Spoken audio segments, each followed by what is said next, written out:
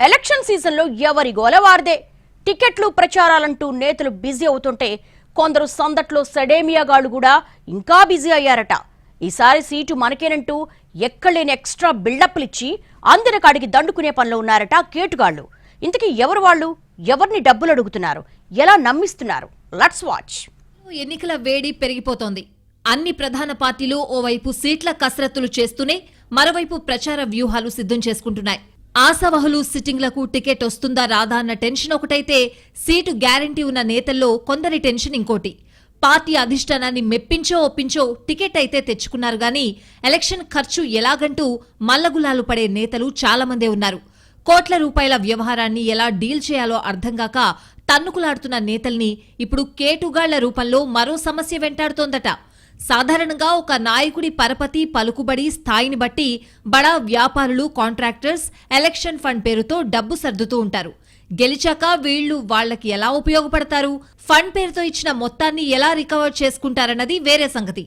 అయితే ఇప్పుడు ఉమ్మడి చిత్తూరు జిల్లాలో ఎలక్షన్ ఫండ్ పేరుతో పెద్ద దందానే నడుస్తోందట. ఇప్పటికే జీడి నెల్లూరు, తంబళ్లపల్లె, పూతలపట్టు నియోజకవర్గాలకు చెందిన టీడీపీ ఇన్ఛార్జీలు బెంగళూరులో ఆత్మీయ సమ్మేళనాలు నిర్వహించారు. పైకి ఆత్మీయం అంటున్నా ఎలక్షన్ ఫండ్ కోసమే ఆ మీటింగ్లు పెట్టారన్నది పొలిటికల్ సర్కిల్స్ లో వినిపించే మాట. ఇక వైసీపీకి చెందిన ఓ మంత్రి, 2 ఎమ్మెల్యేలు ఇదే పనిలో పక్క రాష్ట్రాలను చుట్టేస్తున్నారన్న టాక్ నడుస్తోంది. పార్టీలు అధికారికంగా పదవులిచ్చిన వారు అభ్యర్థులయ్యే ఛాన్స్ ఉన్నవారు కాబట్టి వాళ్లు ఎక్కడ మీటింగ్లు పెట్టుకున్నా ఎవరిని ఫండ్ అడిగినా పెద్దగా అభ్యంతరాలు ఉండవు.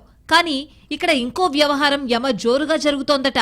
ఆయా నియోజకవర్గాలకు చెందిన స్థానిక నేతలు కొందరు ఇన్ఛార్జీలకు తెలియకుండా ఫండింగ్ దందా మొదలుపెట్టారట. వాళ్ల వ్యవహారాలు తెలిసి అధికారిక అభ్యర్థులు నోరెళ్లబెట్టాల్సి వస్తోందని అంటున్నారు.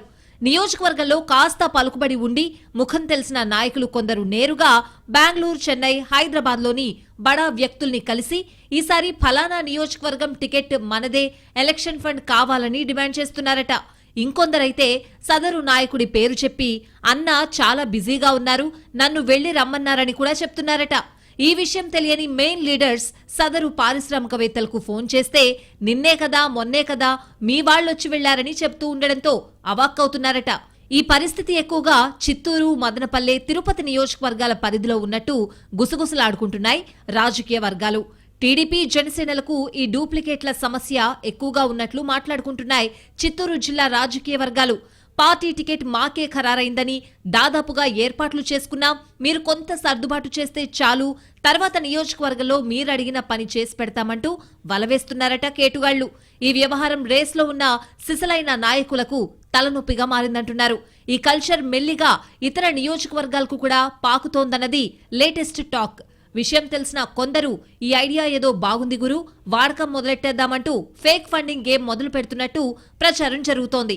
వ్యవహారం ముదురుతోందని గ్రహించిన కొందరు సీనియర్ లీడర్స్ తమకు తెలిసిన వాళ్లందర్నీ అలర్ట్ చేస్తున్నారట.